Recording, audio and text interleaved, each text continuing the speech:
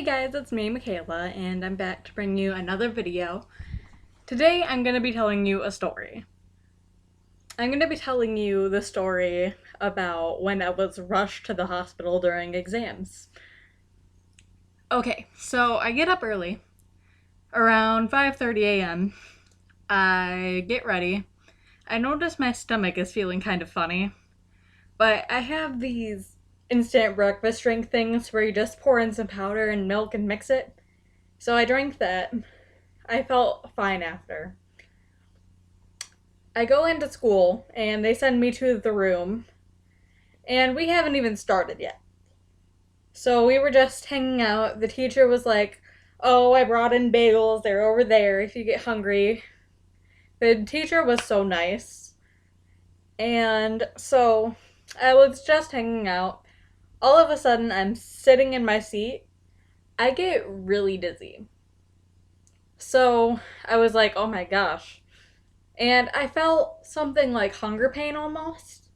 It felt like hunger pain, but I mistaken it for something else, like nausea. So I get up and I kind of look around to see where the bagels are at. I couldn't find them, so I just sit back down. All of a sudden, I start feeling really dizzy and more nauseous. My head is like almost blacking out. You know how you get when you're really dizzy. So that happens. I raise my hand standing up from my seat because, I don't want to walk around too much. And I'm like, I'm nauseous. Can I please go to the bathroom? And she's like, okay, yeah, sure. Let me just talk to the student first. And I'm like, are you serious right now? I could not wait.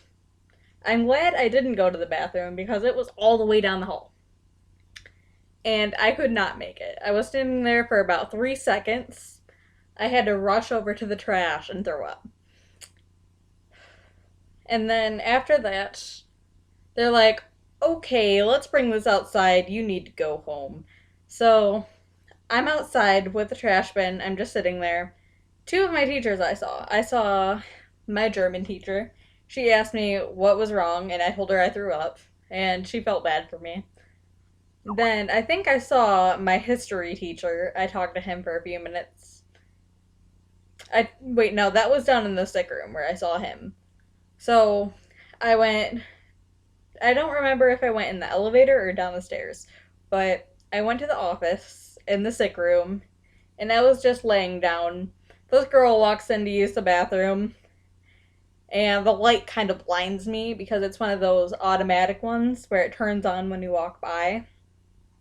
This light was really funky though, so it kept turning on and off every 2 seconds. Because maybe I would like move my arm and it would just flick on.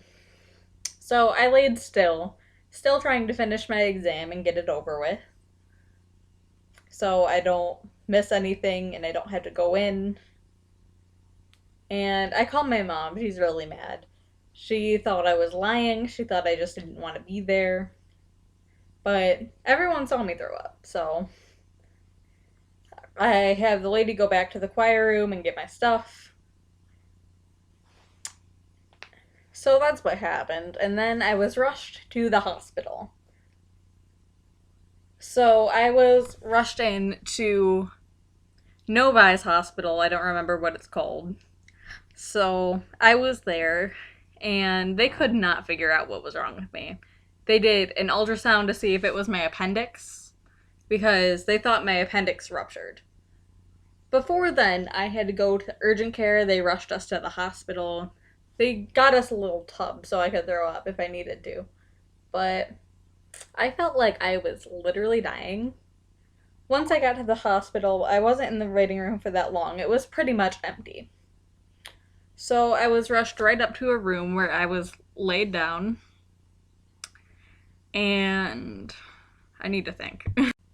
Next, I think they rushed me to get an ultrasound, and everyone was pressing on the area where it hurt, which was, I don't know how to show you, right here. Everyone was pressing in that middle area and around there. to see if it was hard, if I had gas bubbles, whatever. So everyone was pressing there and it hurt. Like, when she did the ultrasound, she was pressing way too hard, it felt like, because everyone had been touching my stomach and around there. And you know, it gets sore after you've been touched by like 90 million people. So I was crying. I was crying really bad. I was hysterical. So they got us back to the room. I was on one of those gurney moving bed things. So I was in there. And then I remember they had to get a therapy dog and some morphine. I was in so much pain, they had to inject morphine into me. That's like the legal version of heroin, but it's not as addictive. Like, if you only do it once, you're not going to get addicted to it. But I was so high. I remember they brought in the dog, and that made me really happy. I was like crying. I'll insert the picture here. So that was the therapy dog I'm with. If you zoom in on my eye, you can see that I'm crying hysterically, but I'm smiling because I'm on morphine, and I'm just really high at this point. And I was laughing when the nurse exited the room. I told her I loved her. And then what else did I do? The surgeon came in, so she was talking to us. She was like this really pretty Indian lady, and she was pretty young. She had to be in her 30s, like early 30s. So I was like, "You're really pretty." She laughed, and my mom was like, "Have some more morphine, Michaela." Joking around, of course. So it was kind of weird because the male nurse that came in, he would come in every so often to check my temperature. There were two different nurses that did this. There was a blonde nurse and then the guy. The girl would come in and take my temperature. It would be like 98. The guy would come in and it'd be like 100.3. And it kind of went in that cycle. And they were wondering why my temperature was rising so much, so fast. The nurse made a joke that it's because the male nurse is attractive. So I got a little bit, yeah. Who knows, that could have been it.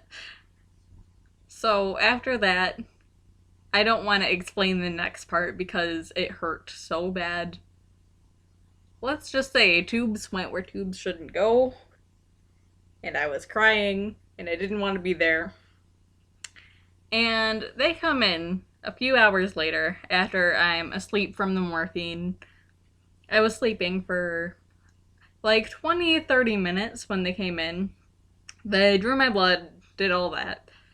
So after that, they come in and they bring me to, I think it was like one of those circle things you go into, you know, where you have to like breathe when it tells you to breathe. I don't know what it's called. But then I was in there. I'm not sure when this happened. I think it was either before or after the morphine. I don't know. It was somewhere in there. But it was a few hours. I think it was a few hours after. So I was in there. They couldn't really find anything after. They injected some stuff into me. You know, the thing that they have to do to get the picture. I don't know. I don't know medical terms. Someone help me in the comments. So they did that. And then I was sent back to my room again sleeping because there was nothing else to do. They had a TV in there, but there was only like a couple stations. This hospital was really nice though. And then they come in a couple hours later, like I said, and they explain how they don't know what's wrong with us. I mean, me. There was nothing wrong with my mom. So I was admitted to the hospital. They were like, okay, we're gonna have you stay overnight so we can do more tests if needed. This was the roughest night in the hospital because I couldn't, like, I've never been admitted before. So I was in there and I was brought up to my room. They put me on a clear liquid diet. And the last thing you want to do when your appendix is ruptured is eat, right? They knew it wasn't my appendix when I told them I was starving and they should get me some real food. So they told me I could only have apple juice, orange juice, Jello, and that ice stuff they had. And water, basically. So I got some Jello. I had like 5 of them. And then I had some of that ice stuff too. It was really good. The hospital food wasn't that bad, actually. So a few hours later, like, my mom goes to grab my stuff from home. She grabs like clothes and fresh things I can change into pajamas, so I wasn't in that hospital gown anymore. So every time I had to get up to go to the bathroom, I had to bring the IV with me because I couldn't just like, I'm done. They would think I was dying. So I had to get up and bring that into the bathroom with me, and that was probably the hardest thing I've ever done. Like, it would go off. Like, if something moves around too much, it'll go off and make this noise. So while my mom is doing that, I'm on the phone with a friend of mine, and we're talking. I told him that I'm in the hospital, and he's like, oh, I wish I could be staying in a hospital. And I was like, do you want to trade? Because he said the hospital food, they just can bring you whatever and that kind of thing. So now fast forward to the night. I was watching Disney Channel on the TV. There was nothing else on. So I was watching Disney Channel and I fell asleep. And this bed was one of the inflatable beds, like an air mattress almost.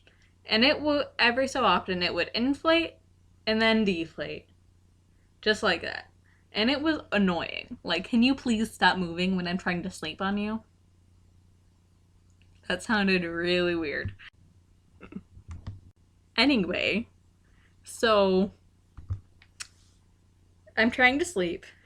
I wake up at about 4 a.m. to the beeping of the IV thing, the thing that's attached to it. It's beeping and it's going off. I wake up to a nurse in my face. You need to keep your arm straight. And I'm like, okay, lady, I'm trying to sleep. I can't control my arms while I'm sleeping. So after that, it didn't go off during the night at all again. I kind of get up and I check my phone. I look for any texts. I'm kind of Snapchatting the whole thing. So after I fall back asleep, I wake up again 2 hours later. The nurse woke me up to take some blood. I went back to sleep for a longer time than that. And then they get me up, they do their test, they make me jump up and down, that kind of thing. And I was in there for a couple hours, and I was actually vlogging. Like, you can see my hospital vlog, and it's on my channel. I'll actually link that down below. And that was me in the hospital. I didn't even explain what was going on. I was still a little bit messed up from the medicine. So that happened. The next morning, the morning that I was there, that I just woke up, they decided at around 11 they could bump up my diet finally because my appendix didn't rupture during the night or anything. And then they moved up from that to like a high fiber diet or something like that. It was, I don't remember the names or the terminologies. So I asked if I could have pizza because I was PMSing and I wanted some pizza. So I got a vegetarian pizza and they had Coke. The only thing they messed up was the Jello part. Like, it was this nasty yellow Jello. It kind of tasted like rubber, which was fine because they got everything else right. So I had like my Coke and my pizza. I was happy. So I don't remember what I was doing. I think I was on Facebook or like on my laptop. My mom brought it in. I remember I must have dropped my remote like 3,000 times. So it was really difficult. Like, I didn't even want to sleep there. I was too scared. So, you know what the nurse did that night? She brings out this. And she's like, and I'm like, what am I, 5? Okay, I'll take it. So, I got this cute little lamb from it. And I named her Cher after, I think it was Cheryl who took care of me. Shout out to Cheryl. So, I don't know what to do with this. I think I might put it on my shelf. I just kind of keep it inside my bed now. I just have too many stuffed animals that I don't really want to go through. So, that morning, they brought in another therapy dog. A few hours later, I was finally good enough to go home. It was snowing outside. I don't remember when this was, though. I think it was around December. And it wasn't snowing too hard. My hair looked messy. So that was my hospital experience. I hope you guys enjoyed. And I'll see you guys next time.